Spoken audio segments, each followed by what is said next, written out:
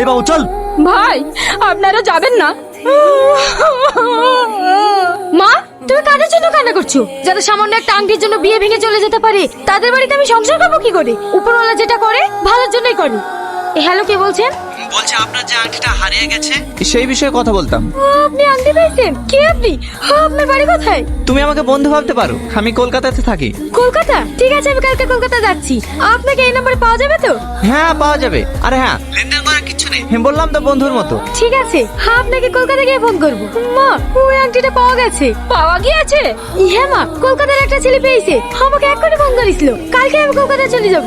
ঠিক আছে যাস মা, চল এখন খেয়ে নেগা। সালমা, সত্যি খুব খারাপ লাগছে রে তোর বিয়ে ভাঙার কথাটা শুনে। ও অলি টেনশন করেছে সালমা, ওর থেকে ভালো ছেলে পাবি। বাদ দে সব, ওরা খুব লোভী ছিল। বিয়েটা হয়নি, ভালোই হয়েছে। ঘটনা এমনি ঘটে না ও বন্ধুরে। এই তুই সবসময় পিছনে লাগিস কেন বলতো?